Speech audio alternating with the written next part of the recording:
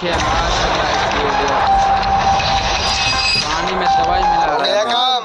अरे आपने क्या किया? अरे इससे कुछ होगा नहीं, बस बेहोश करने की दवाई डाली है मैंने इसमें।